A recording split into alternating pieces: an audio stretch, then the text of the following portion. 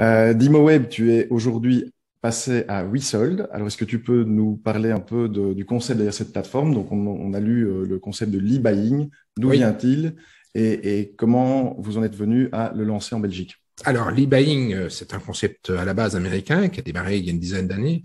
Le leader américain, c'est Opendoor, qui a vraiment un marché très, très, très bien établi aux États-Unis. Et on voit en Europe naître de plus en plus d'e-buyers, en France, en Allemagne, en Angleterre, etc.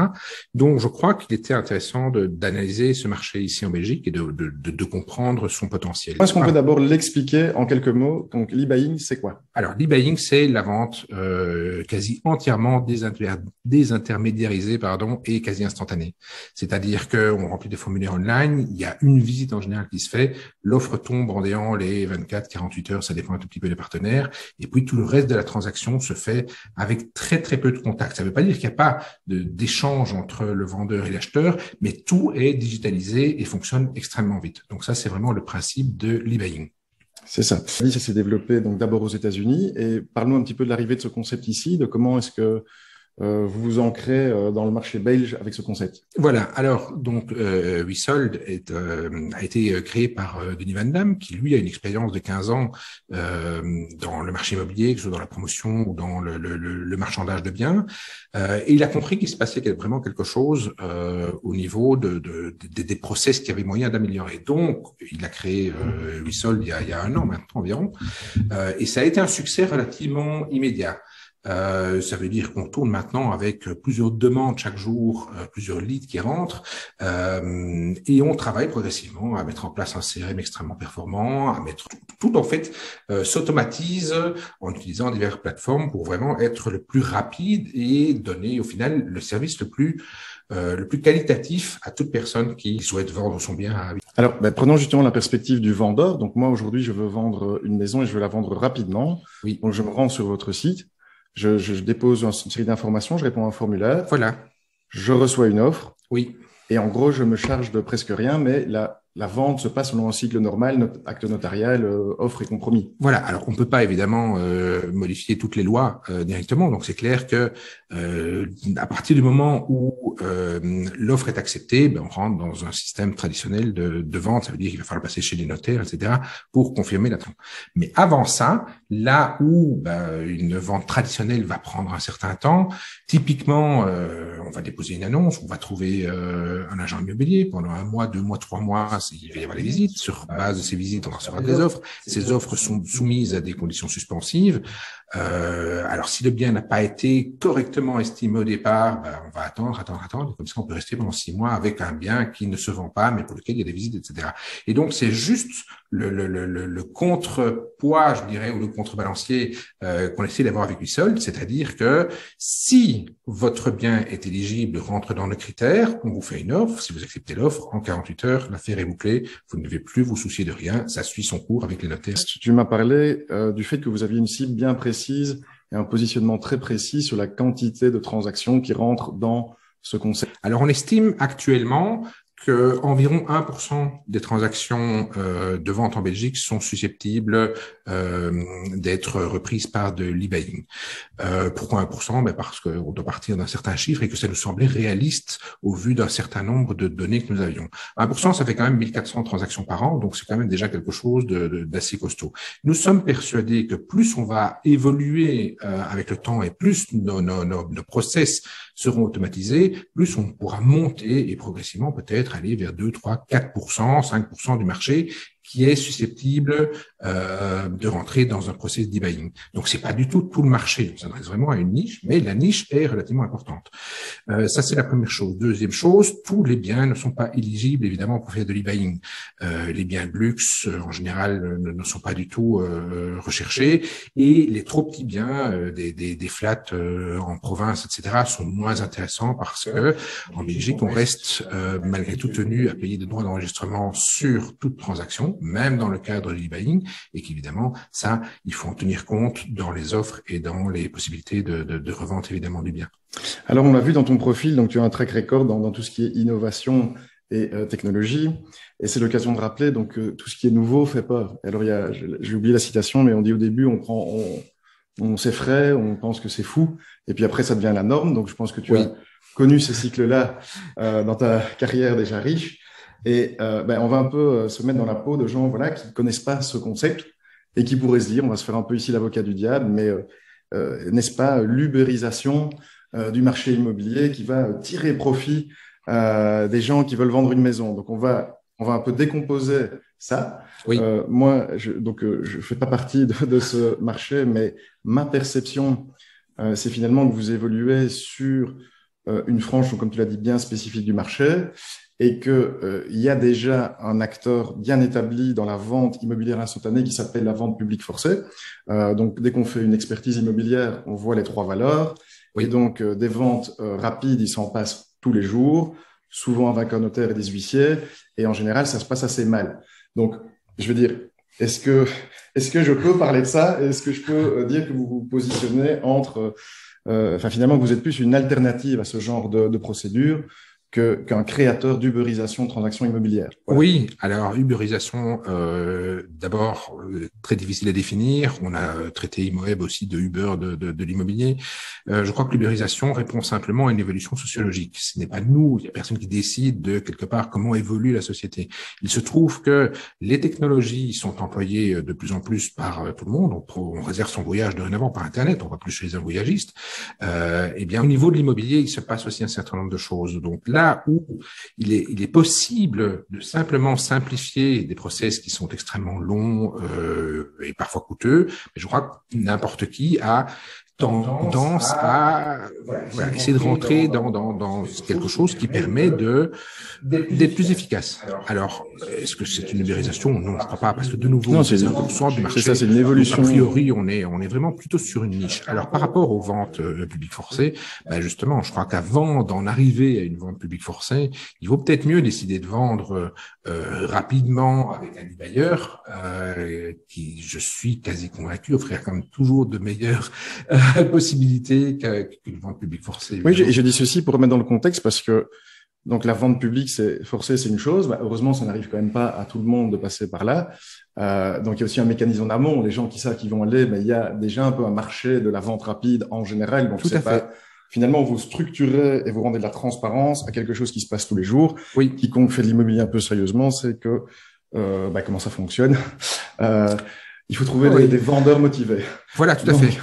Mais donc, peut-être juste pour revenir sur la cible, notre cible n'est pas justement les personnes qui vont se retrouver en vente publique forcée. La cible, c'est des personnes qui ont soit un patrimoine, soit un bien en héritage, soit un certain nombre de critères qui n'ont pas spécialement ni l'envie, ni le courage, ni le temps à perdre à rentrer dans un process. Donc, on n'est pas contre les agences, on n'est pas contre les particuliers, on n'est pas contre les notaires, on vient juste, quelque part, rajouter compléter l'écosystème. Oui, parce que de l'autre côté, je veux dire, pour encore une fois raccrocher le concept à ce qui existe aujourd'hui, on a aussi le crédit pont. Donc ça, par contre, je pense que beaucoup plus de personnes sont passées par là. Donc c'est je change de logement pour une raison familiale, un déménagement. Exactement. Un crédit pont, c'est un coût, ça suppose des risques. Et donc, vous venez aussi faciliter ce genre de transition. Tout à fait, absolument. Vraiment, je crois qu'en cas de risque de crédit pont, une vente rapide permet de se complètement libérer l'esprit un crédit pont, c'est assez stressant. Et puis, accessoirement, en effet, c'est très cher. Oui, c'est stressant, cher et relativement aléatoire. Oui. Alors, justement, donc, si on revient sur l'analyse de votre business model et de votre structure, donc, vous n'êtes pas, entre guillemets, qu'une plateforme, vous avez une dimension de plateforme, mais vous faites aussi le métier, je veux dire, d'achat et de vente. Il y a aussi toute une dimension d'opérateur immobilier. Donc, à la différence on a parlé de Uber, on a parlé de taxi, je veux dire, vous êtes skin in the game dans les transactions qui se passent. Oui, tout à fait. Donc, il y a forcément l'achat. Ça, c'est la vitrine qu'on offre avec Wisold. Derrière, il y a la rénovation, la mise en conformité, le découpage en unités, si c'est une unité, une maison unifamiliale qu'on peut découper, etc. Et puis, in fine, la revente ou la mise en location. Donc ça, c'est le business global qui occupe Wisold. Et donc, ce savoir-faire et ce métier, l'équipe qui porte aujourd'hui Wisold, dispose d'un certain track record, tu nous en as parlé. Absolument, oui, Denis Van Damme est actif dans le milieu depuis 15 ans. Il a plus de 250 transactions à son actif, donc c'est quelqu'un de très, très expérimenté. Oui. Donc, on peut recevoir une offre en 48 heures. Est-ce que tout le monde reçoit une offre en 48 heures? Ah non, forcément, il faut que le bien soit éligible. Donc, comme je l'ai dit, tous les biens ne sont pas éligibles, les biens de luxe ou des trop petits biens ou des biens qu'on ne sait pas aller visiter. On reçoit curieusement énormément de demandes depuis la France, par exemple. Ben là, on peut pas suivre d'abord parce que c'est pas les mêmes lois, et puis c'est quand même loin pour aller faire les visites. On doit toujours quand même faire une visite. Après, oui, si le bien rentre dans le cadre, l'offre arrivera dans les 48 heures. Oui. Alors aujourd'hui, vous avez lancé sur Bbones une campagne de financement participatif et qui, en fait, vient en complément d'autres sources de financement. Est-ce que tu peux nous parler de vos sources de financement autres que le crowdlending? Oui, mais non, il y a toute une série d'actionnaires évidemment derrière Huisol. Les banques nous font confiance également. De nouveau, avec l'expérience de Denis, 15 ans d'expérience, en général, les dossiers passent très très bien auprès des banques. Et donc, c'est juste une source supplémentaire qu'on vient chercher chez Bbones pour nous permettre d'aller encore plus vite sur le marché. Donc, on est pour le moment concentré sur Bruxelles. On commence tout doucement à ouvrir le Brabant wallon. Il reste encore beaucoup de choses à faire sur Bruxelles et puis c'est à s'étendre pour s'étendre sur l'entièreté de la Belgique, évidemment. Et donc, votre business model, c'est acquérir des bons biens, les rénover et les remettre sur le marché rapidement et puis augmenter la cadence comme ça des transactions. Voilà. Mais donc, c'est acheter un bien à un bon prix, c'est augmenter sa valeur en faisant un certain nombre de travaux ou simplement en le rendant plus désirable et puis le remettre sur le marché et réaliser comme ça une plus-value sur la vente. Oui. D'ailleurs, on en parlait aussi. In fine, c'est un marché assez compétitif puisqu'on voit des acteurs cotés en bourse aux États-Unis dans ce genre d'activité. Oui. Donc, on est sur un marché concurrentiel où l'offre et la demande doivent se rencontrer au plus juste pour que les choses fonctionnent correctement, quoi. Tout à fait, bien sûr, bien sûr, bien sûr. Mais c'est un marché où on parle de milliards d'euros, évidemment, puisqu'on est sur de l'immobilier. La valeur moyenne d'une transaction en Belgique pour une maison, c'est 300 000 euros. Donc, on parle évidemment de montants considérables. Oui. Parfait. Alors, je vais continuer à faire un peu l'avocat du diable pour m'assurer qu'on a bien compris et bien analysé. Bon, évidemment, le dossier, en tout cas de crowdlending, a été analysé par des professionnels, mais je vais faire ici le rôle de la personne qui cherche simplement à comprendre. Que dire de ce concept dans un temps de surchauffe, en tout cas de surchauffe immobilière où tout se vend très vite? Oui. Alors, comment est-ce que vous vous positionnez par rapport à ce contexte et aux perspectives du marché à court et moyen terme? Alors, il y a en effet pour le moment quelque chose d'un tout petit peu étrange et anachronique sur le marché. C'est clair que le marché est particulièrement dynamique, particulièrement fluide. Les biens sont presque vendus avant même d'être mis sur le marché. Ça, il faut simplement se dire que c'est une récupération de 9 mois ou 12 mois d'activité quand même un tout petit peu diminuée par le Covid. Il y a quand même fait des visites de biens. Enfin, le marché a ralenti. Donc, c'est juste quelque part la vague qui revient et qui amène cet engouement assez particulier. Alors, bien sûr que ça, c'est pas la meilleure période pour démarrer Huisol, mais pourtant, on arrive à maintenant déjà faire un certain nombre de deals. Donc, ça nous donne confiance sur le fait que dès que le marché va un tout petit peu se stabiliser, et je crois qu'on arrive dans une phase de stabilisation, quelque part, on se prépare dans la période la plus difficile pour être extrêmement performant une fois que la situation sera un tout petit peu plus normale. Oui, et puis offre acceptée même sans condition ne veut pas dire acte garanti chez le notaire. Donc, ça, c'est peut-être aussi un autre élément de positionnement oui. C'est que quand on s'adresse à vous, on sait qu'on est devant un opérateur solvable et professionnel, ce qui n'est pas toujours le cas aujourd'hui des transactions qui se font sur le marché habituel, quoi. Oui, mais j'ai beaucoup de contacts avec des agents immobiliers de par mon passé chez IMOEM notamment, et eux me disent comme régulièrement que énormément de ventes capotent à cause de la clause suspensive, parce que on est sur des offres et des surenchérissements d'offres qui font que les banques ne suivent plus. Ça va devenir encore plus dur d'ailleurs à partir de janvier 2020, parce que il y a de nouvelles normes qui vont être imposées aux banques. Donc là, je crois que le marché va d'office devoir un tout petit peu se normaliser. Oui. Très bien, très bien. Et donc, quelles sont vos perspectives ici pour les prochains mois, début 2022? Donc, concrètement, c'est continuer la commercialisation du pipeline. Tu l'as dit, se développer au-delà de Bruxelles. Oui, tout à fait. Donc, on engage. Là, c'est la première chose. On cherche des talents pour venir rejoindre l'équipe. La deuxième chose, c'est ouvrir progressivement plus de villes. Pour le moment, c'est Bruxelles, le headquarter est à Bruxelles. Mais c'est toujours plus facile d'être local pour adresser les marchés locaux. Peut-être plus loin que la Belgique, mais ça, on verra bien. Mais c'est surtout, les outils sont prêts. Maintenant, on va les alimenter en carburant et voilà, les faire tourner de plus en plus vite pour vraiment aller chercher le maximum de leads qu'on peut chercher sur ce marché-là. Ok, merci beaucoup. On est ravis d'avoir pu passer ce moment avec toi et d'en découvrir, je veux dire, le concept en profondeur.